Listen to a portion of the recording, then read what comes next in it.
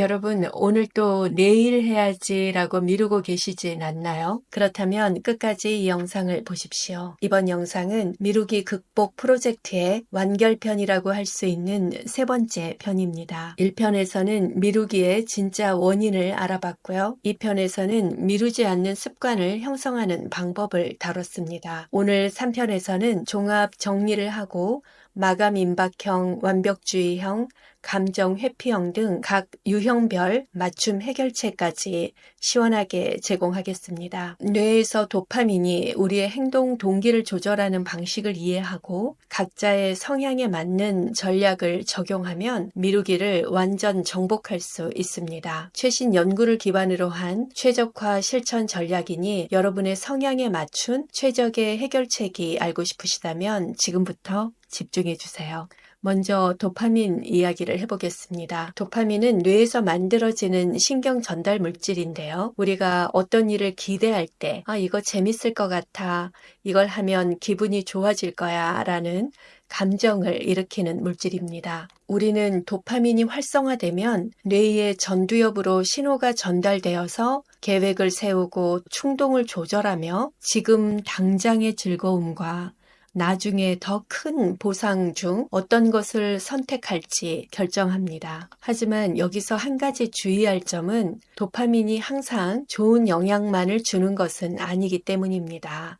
도파민은 기대한 보상이 주어질 때 활발하게 분비되는 특성이 있는데, 근데 우리 현대 사회에서는 이 도파민을 쉽게 자극할 수 있는 요소들이 주변에 너무나 많습니다.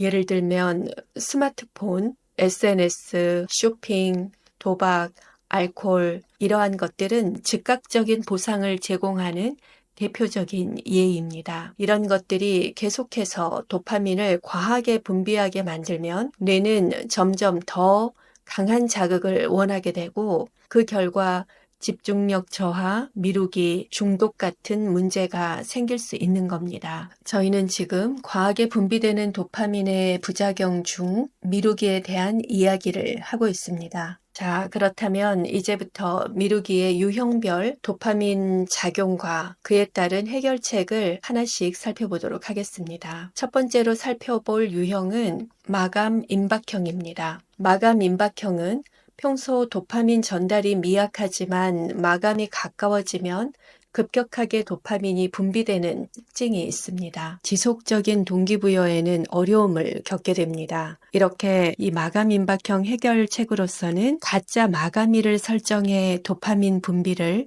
일정하게 유지하는 것이 중요합니다. 또한 목표를 좀 작게 시간대별로 쪼개서 그 중간 목표를 달성했을 때 긴장감을 분산시키고 또 작은 보상 체계를 마련해서 꾸준한 동기부여를 유도할 필요가 있습니다. 두 번째로 살펴볼 유형은 완벽주의형입니다. 완벽주의형은 높은 기대치 때문에 실행이 어려운 경우인데요. 주요 특징을 보면 완벽을 추구하는 성향 때문에 보상 중추에서 기대치가 지나치게 높게 형성이 되고 전두엽에서는 과도한 계획과 분석이 이루어져서 도파민의 원활한 전달이 억제됩니다. 그러니까 결국 완벽하지 않으면 시작할 수 없다라는 그런 부담감으로 이어지는 거죠. 이런 완벽주의형의 해결책으로는 작은 목표부터 설정해서 도파민의 경로를 안정화시키는 것이 매우 중요합니다. 예를 들어서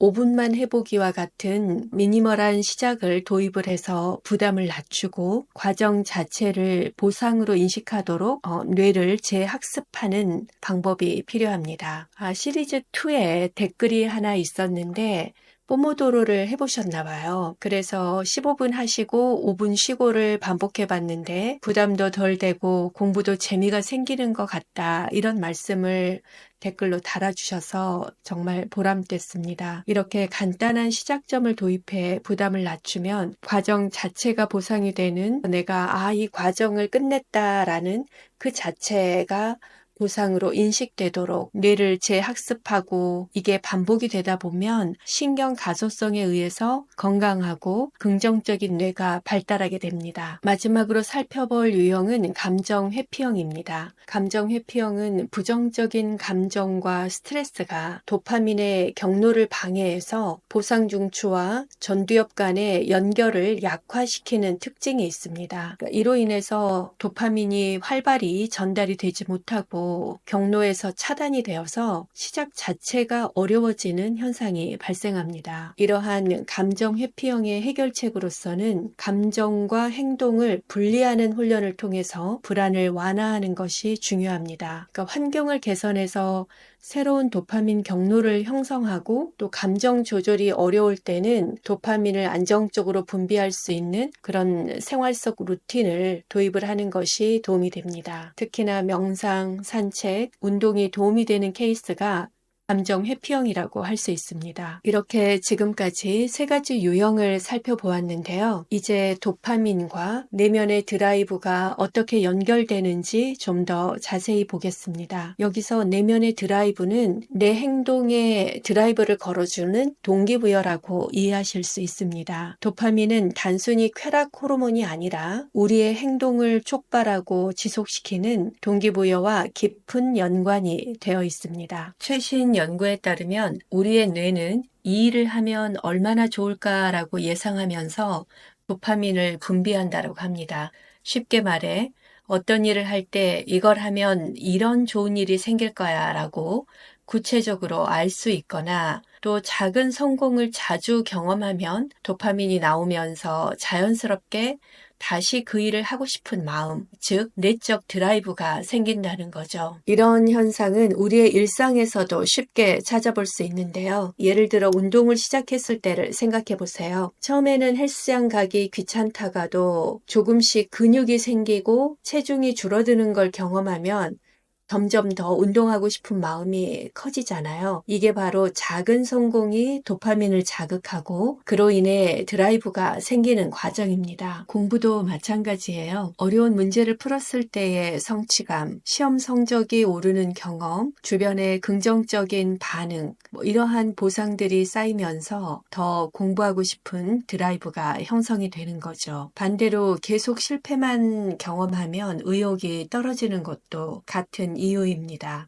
결론적으로 도파민은 미루기를 해결하는 열쇠이자 우리가 목표를 달성하도록 도와주는 강력한 무기입니다. 우리의 도파민 시스템을 잘 이해하고 적절한 보상과 전략을 설정하면 미루는 습관을 극복하고 꾸준히 실천해 나갈 수 있습니다. 이제 본격적으로 각 미루기 유형과 도파민이 어떻게 연결되는지 살펴보고 또 어떻게 해결하면 되는지 유형별 해결책을 살펴보도록 하겠습니다. 먼저 마감 임박형입니다. 평소에는 도파민이 너무 적게 나와서 의욕이 없다가 마감이 코앞에 다가오면 갑자기 도파민이 폭발적으로 분비되는 특징이 있다고 설명을 드렸잖아요. 마치 평소에는 시동이 걸리지 않다가 마감 직전에 급발진하는 자동차 같은 그런 유형입니다. 근데 문제는 이런 패턴이 반복되면 마감 후에 극심한 피로감과 후회감이 찾아올 가능성이 큽니다. 또 이 패턴이 지속되면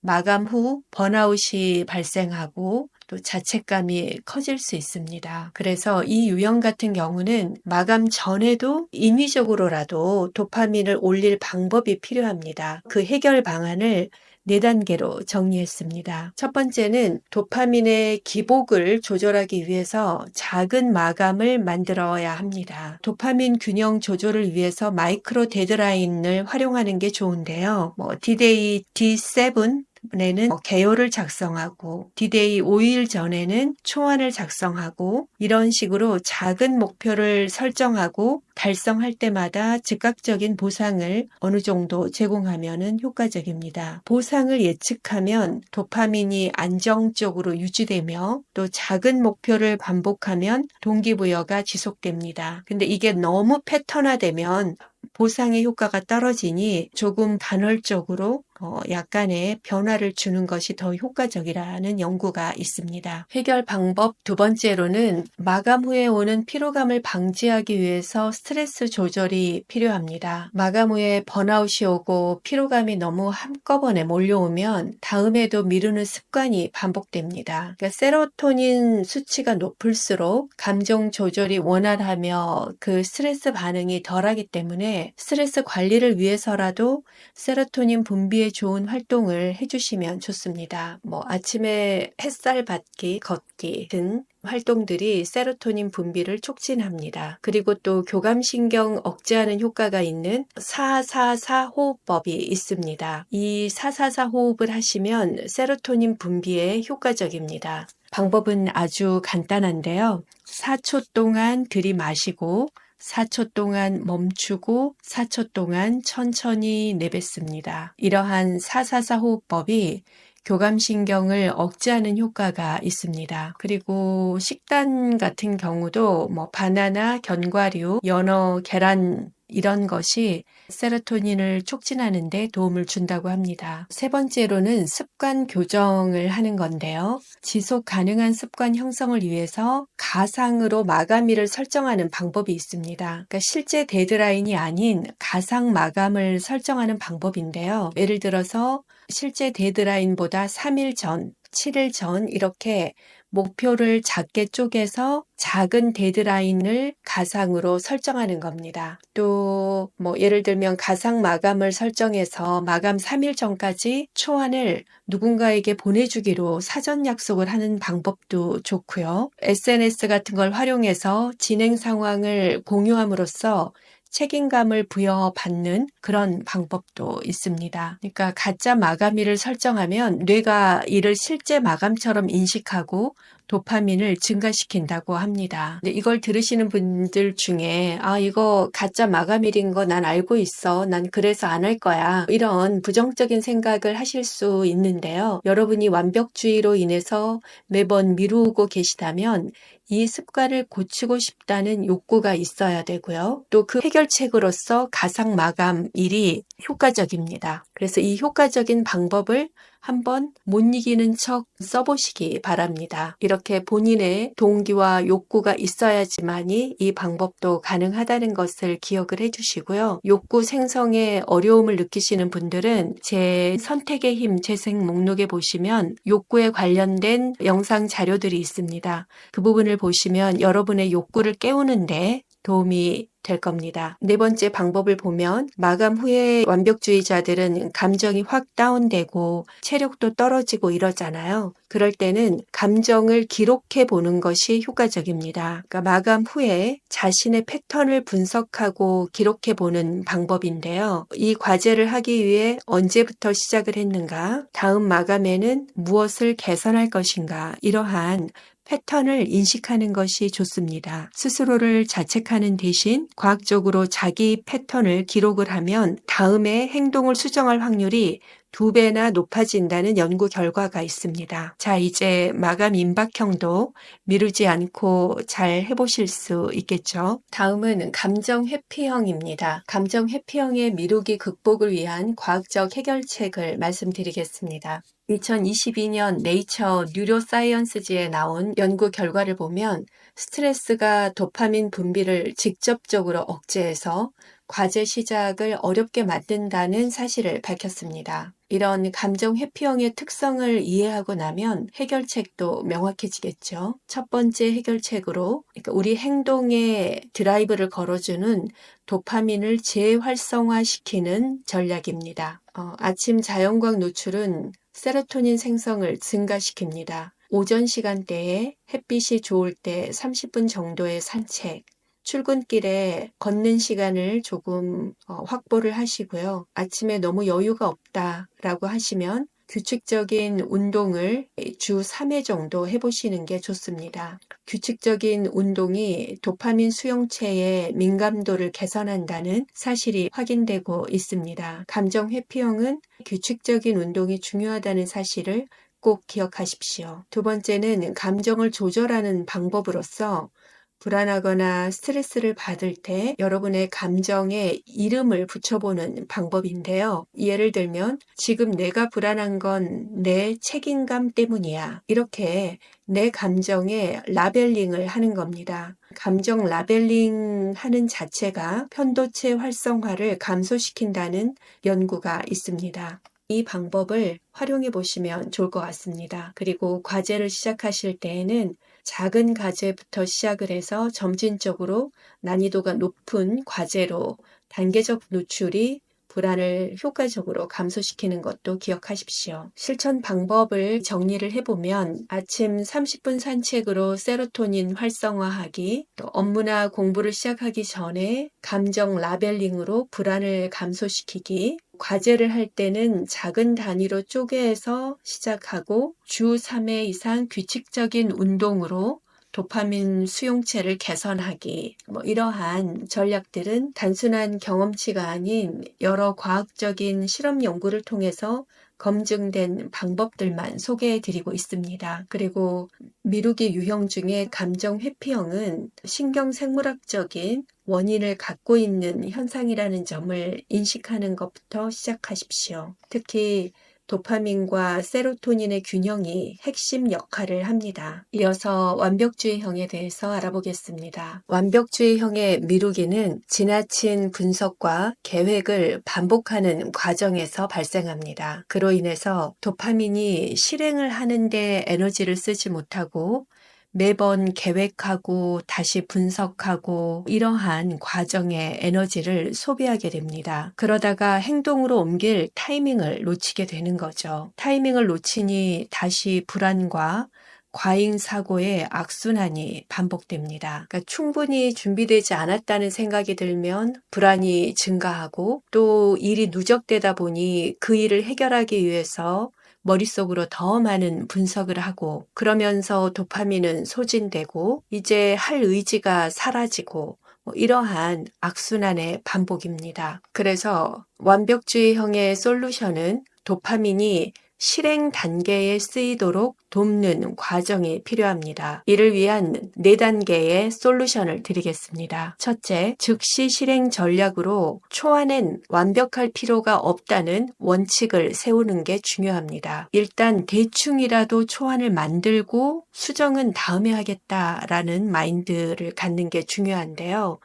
시작이 너무 어려우면 저희가 미루기 시리즈 1, 2에서도 나왔던 5분만 시작해보기 또는 포모도로 기법으로 25분 하고 5분 쉬기 이렇게 가볍게 시작하는 연습을 할 필요가 있습니다. 또는 빠른 결정 훈련으로 그러니까 사소한 것을 빨리 결정하는 점심 메뉴, 간단한 이메일의 답장, 문자가 왔을 때 바로 답장하는 이런 것들을 의도적으로 연습을 해보시는 게 좋습니다. 두 번째는 도파민의 효과적인 활용을 위해서 작은 목표 플러스 보상 시스템을 활용하는 겁니다. 목표는 작고 짧은 단위로 세우고 적절한 보상 시스템을 활용해 보십시오. 세 번째는 과도한 분석을 그만두기 위해서 결정 피로를 줄일 필요가 있습니다. 즉, 옵션을 항상 3가지로 줄이시고 3가지 선택지 안에서 선택을 하는 연습을 해보십시오. 선택지가 너무 많으면 오히려 결정하기 어려워진다는 사실을 알고 계시잖아요.